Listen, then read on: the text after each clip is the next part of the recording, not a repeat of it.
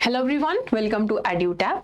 आज के सेशन में हम डिस्कस करेंगे कि कौन से ऐसे आरबीआई सर्कुलर्स और नोटिफिकेशंस हैं जो आपके एग्जाम के लिए इंपॉर्टेंट है। Principles and practices of banking, इसकी जो बुक है मैकमिलन की, उसमें बहुत सारे चैप्टर्स ऐसे हैं जो डायरेक्टली कॉपी पेस्टेड हैं फ्रॉम योर आरबीआई वेबसाइट, लेकिन उनका प्रॉपर एडिटिंग नहीं किया गया है। तो कुछ चैप्टर्स में बेटर रहेगा कि अगर आप आरबीआई सर्कुलर्स को जाके रीड करें, स्पेशली जहां पे कंटेंट एफएक्यूज की फॉर्म में दिया है। एफएक्यूज के फॉर्म में पढ़ेंगे तो इजीली आप अंडरस्टैंड कर पाएंगे। बहुत सारी चीजें तो विद एग्जांपल भी समझाई गई हैं आरबीआई की वेबसाइट पे।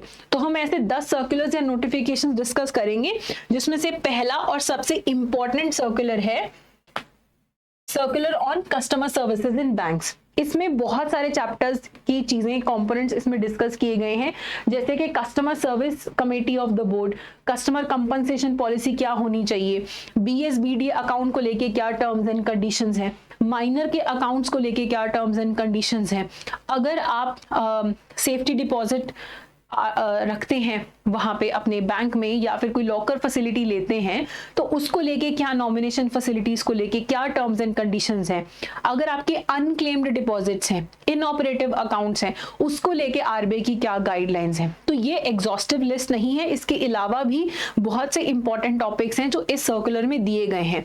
सो if I have to suggest just one RBI notification of circular, I will suggest this one.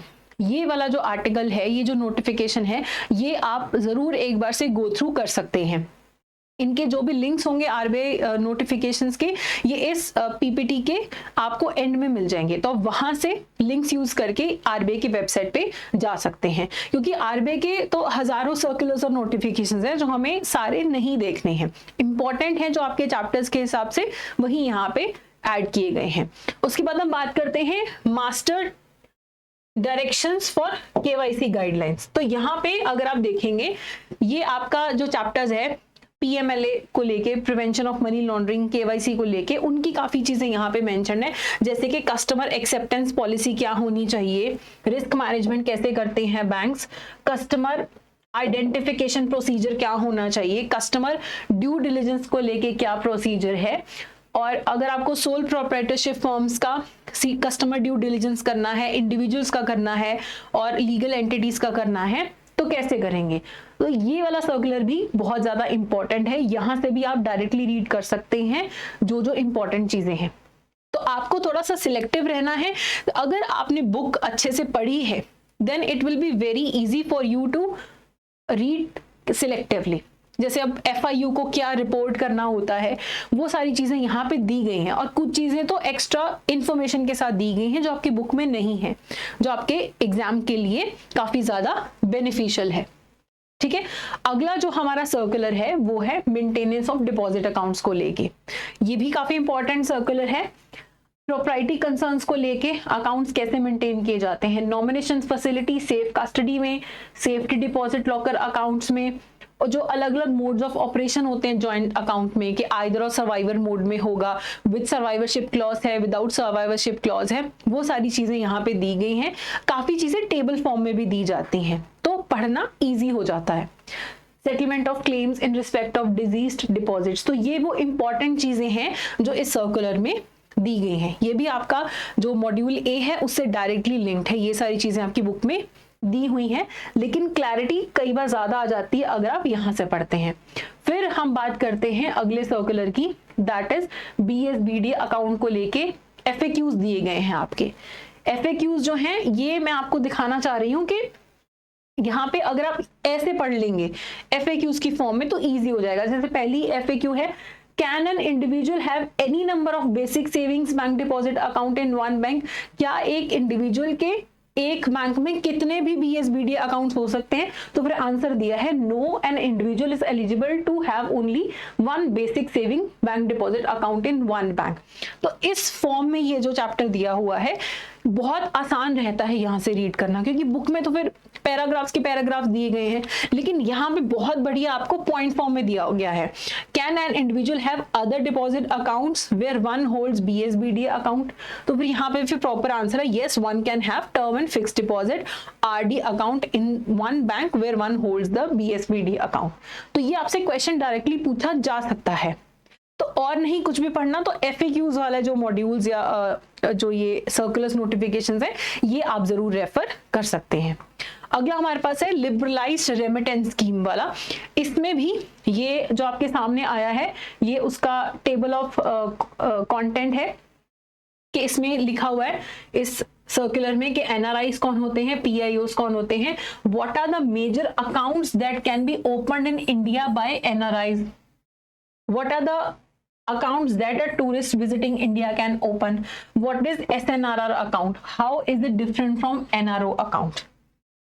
ये जो चैप्टर है ये बहुत इंपॉर्टेंट है आपका, और ये जो सर्कुलर में चीजें दी गई हैं टेबल फॉर्म में दी गई हैं, क्वेश्चंस की फॉर्म में दी गई हैं। तो ये अगर आपको बुक से पढ़ना डिफिकल्ट लगता है, क्योंकि ये जो आपका LRS वाला चैप्टर है जिसमें FEMA वगैरह की बात की गई है, NRI अकाउंट्स की बात की गई है, उसमें बहुत ज्यादा डाटा भरा हुआ है जो कि अनइम्पॉर्टेंट भी है। ये वाला सर्कुलर जो है बहुत इजीली सब कुछ डिफाइन करता है, स्पेशली जो अकाउंट्स है वो टेबल की फॉर्म में दिए हैं, कंपैरिजन की फॉर्म में, तो यहां से पढ़ना काफी इजी हो जाएगा। तो इस चैप्टर को लेके तो मेरा सजेशन होगा कि rather than reading it from the book you can read it from this circular. Okay, the next one is RBI integrated ombudsman scheme. तो इस स्कीम में भी प्रॉपर दिया गया what is the scheme, what is the RBI alternative grievance redressal framework, are all REs covered under RBIOS, what is RBI ombudsman। ये same आपको question form में दिया हुआ है। जब आप क्वेश्चन फॉर्म में पढ़ते हैं तो it's easier to understand, and काफी जगह पे ना लिंक्स प्रोवाइड किए होते हैं कि अगर आप इसके बारे में पढ़ना चाहते हैं आप इस नोटिफिकेशन को रेफर कर सकते हैं। तो if you do have the time, you have the liberty of spending time on these circulars, so please go ahead and आप यहाँ से डायरेक्टली रीड करिए। बहुत अच्छे से एक्सप्लेन की गई हैं चीजें इन क्वेश्चन एंड आंसर फॉर्म।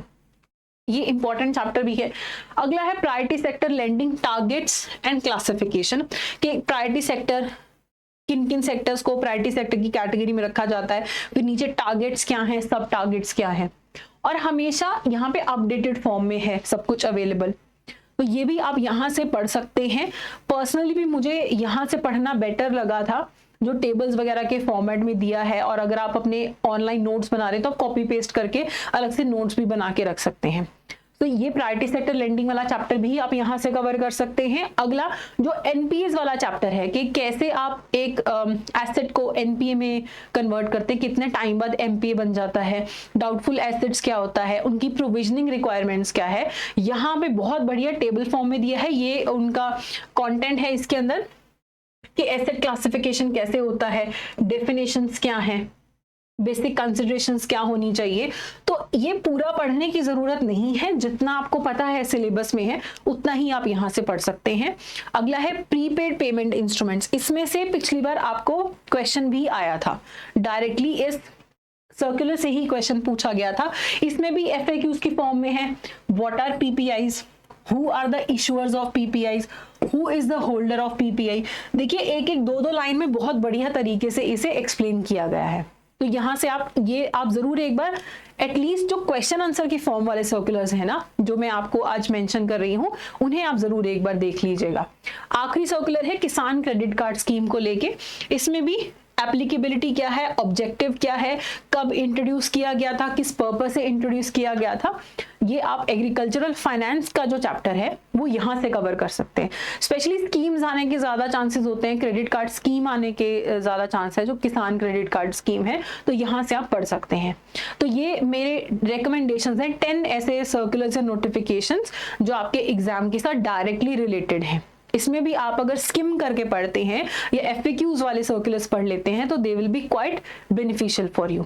तो ये एंड में मैंने सारे आपको लिंक्स प्रोवाइड किए हैं, तो ये आप डाउनलोड कर सकते हैं।